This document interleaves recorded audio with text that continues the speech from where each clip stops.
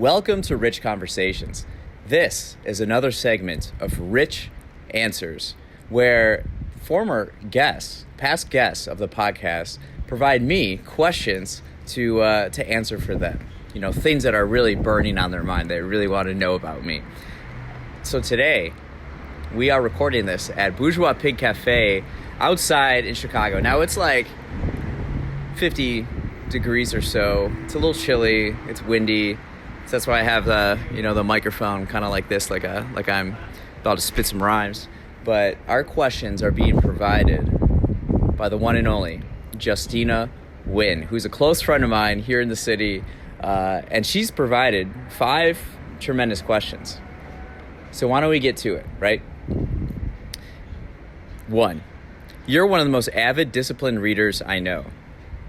Unfortunately, I haven't been too disciplined lately, which also means that you learn so much, even if you don't retain forever, about so many different subjects. And through rich conversations, you speak to folks from different disciplines, experiences, and backgrounds.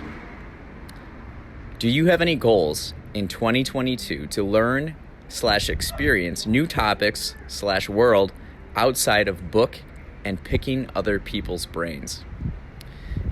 Justina is always someone great to talk to.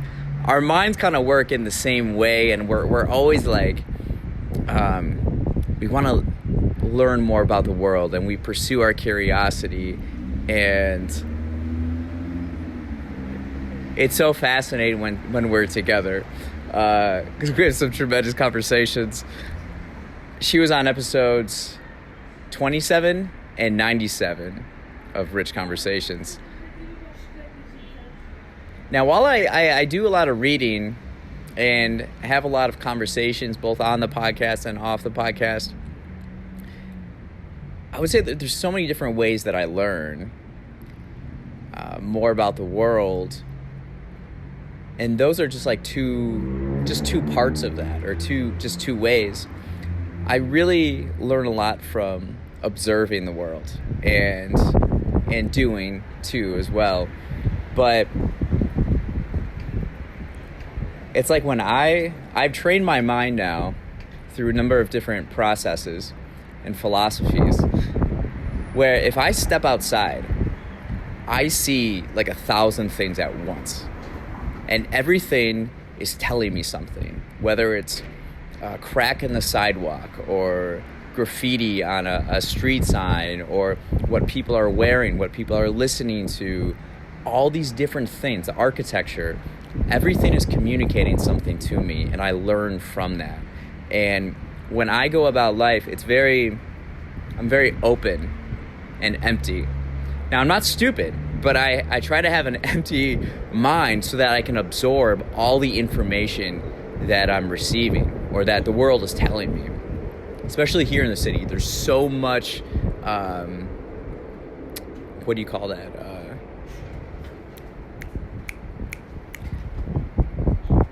There's so much data to process. So observations is probably, observing is one of my favorite things. But back to your question, do you have any goals in 2022 to learn or experience new topics?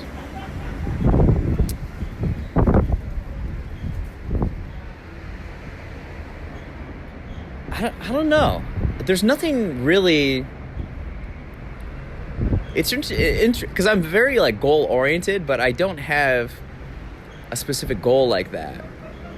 I just kind of live.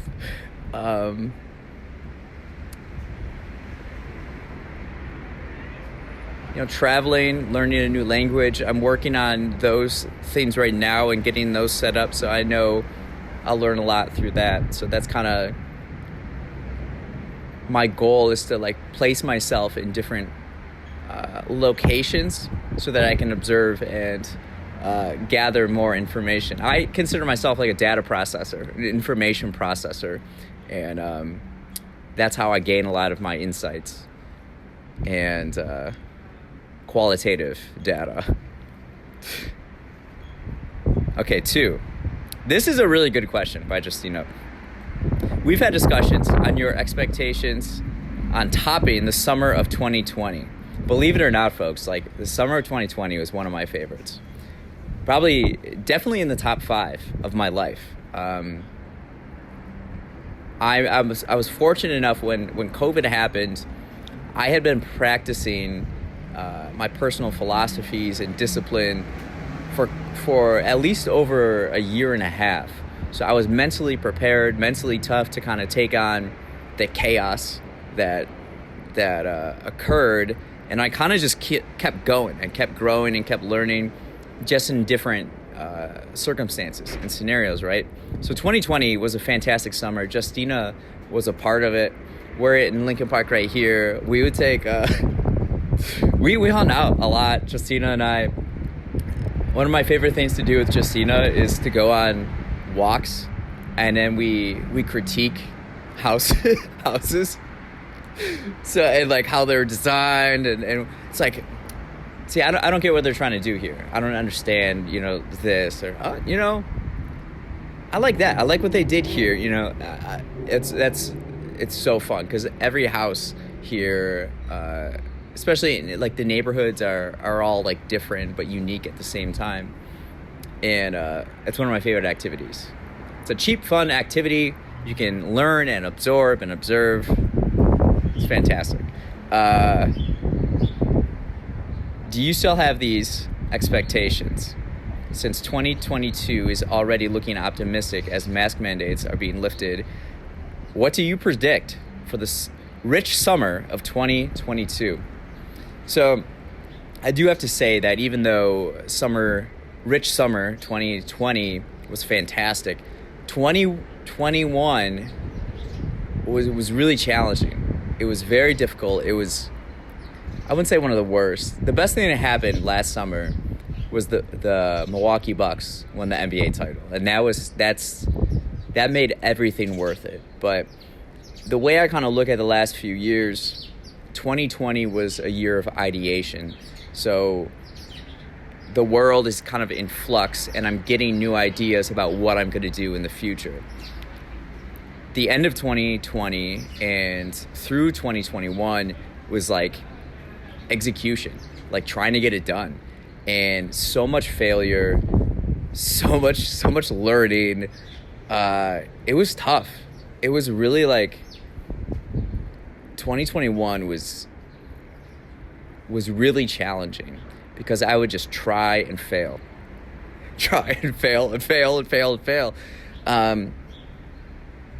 And it's really important, like, how do you stay confident in yourself when you just keep failing, right? And it doesn't seem like anything's working. And then by the end of 2021, I was probably experienced like 2 months of just feeling the most depressed I've felt in 10 years.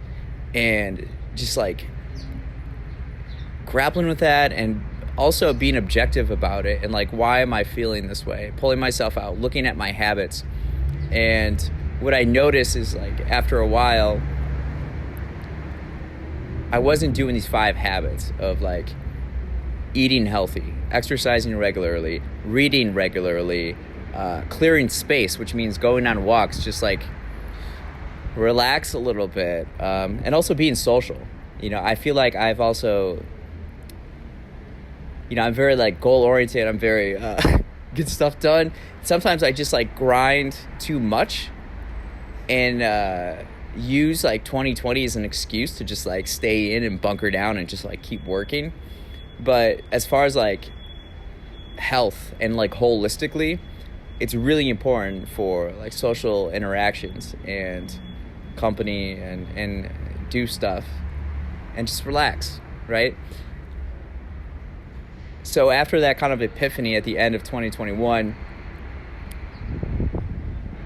I became like almost like a new person in 2022. I call it teleportation. I hit this moment, literally this moment, when I was crossing the street, Argyle, a street that I live on. And it's like all that failure and all that trying of 2021 it's put me in a better position now. And I've learned so much and I've grown so much from it that now, like, it's like a new, not even just like a perspective, it's like a new life. And I'm so excited and so energized. And now, like, going from being the lowest that you're at in 10 years, now, like, at the highest in 10 years. And that's really exciting. And I think it's going to lead into the summer of 2022. I just renewed my passport and planning to do some traveling, some trips. Got some big plans. So this summer, rich summer 2022, it's going to be a lot of building upon that learning and that experience and trying to turn it into something really good and successful. I know I'm going to Arizona. 4th of July is always fun. I'll probably be here in the city for that. August, I'm trying to go to Mexico to visit Felipe Hernandez's family. That's what I'm trying to do. I'm trying to learn Spanish, get better at Spanish, and then in the fall, do some other events.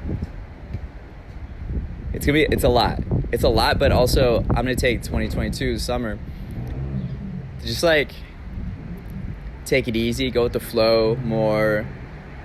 I'm excited to record the rich answers in the summer and be outside and do it. I think that'll be a lot of fun. I'm excited for that.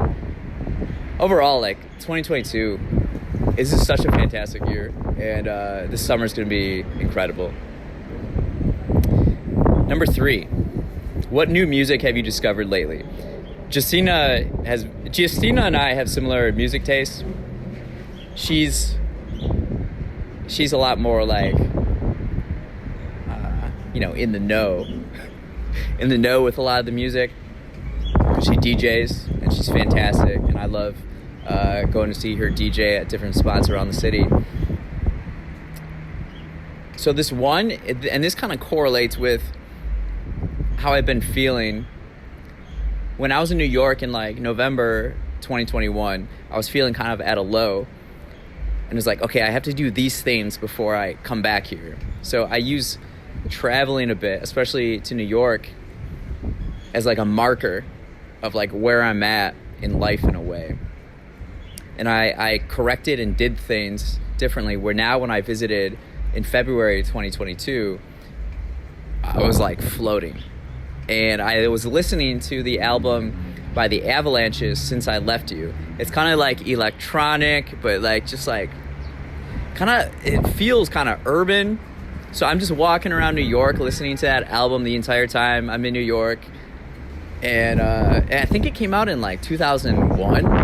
So it's been like 20 years. But I really enjoyed that album. That's what I've been listening to.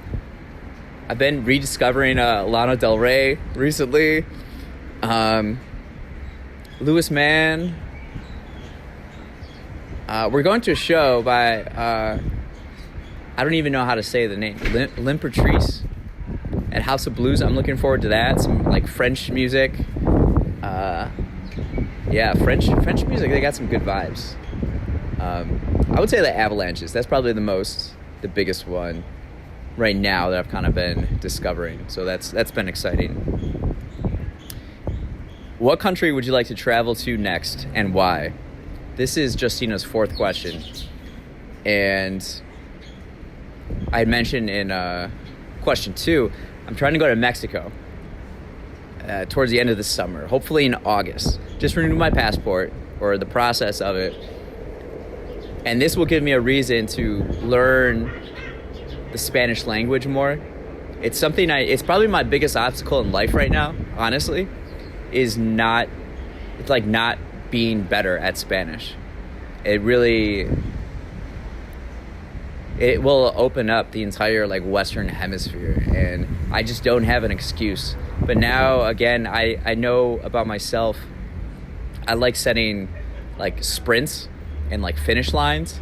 So this will help me like have a visualization of when I have to get it done. And for my approach, I don't want to use screens. I know there's Duolingo and all these things you can do. I think I'm just going to try to memorize like the top. I probably got 100 down. So maybe like the most used 250 words, then 500, sentence structure, and then kind of throw me in. Let's go to Mexico. Let's see how I do.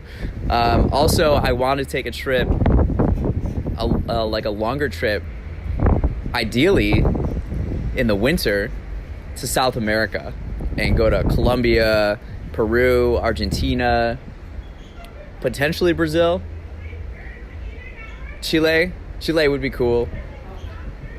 And just check out South America. I've been reflecting a lot on the podcast and like meeting people from all over. And of all the guests, consistently, I feel most comfortable, like outside of the United States, with people from South America. I just feel like our histories are really similar. We got a vibe going in the Western Hemisphere, and I just feel like connected, and I want to experience their culture in their countries, and just meet more people and experience the world. So that's my travel plans. The last question Justina asks, question 5, if you could have chosen your own name, what would you choose and why? Isn't it interesting how names are something so significant in a person's life, yet we don't choose them? It's like when we're born, we're given these names. And me personally, I was named after my 2 grandfathers. They were both named Richard. And actually my 2 uncles were both named Richard, but they go by Rick. So there's familial significance. I never really thought about naming or changing my name. Isn't that interesting how everybody chooses their own kind of personality, is there like what they do and stuff in the world? But it seems very infrequent that people change their names. I probably wouldn't change my name. If I were to choose, I feel like I consider myself no one and everyone at the same time. And so there's like kind of a detachment to a name itself for me. It's like I feel like this. And also too, in life, I try to be titleless, so that you can just like morph into whatever you want. Whereas people, I think a lot of times, hide behind titles. This is like a whole nother discussion. But if I'm not Richard, I am no one. But I am also everyone. These have been the questions from Justina Nguyen. Thank you so much for providing these. I'm sure we'll hang out soon.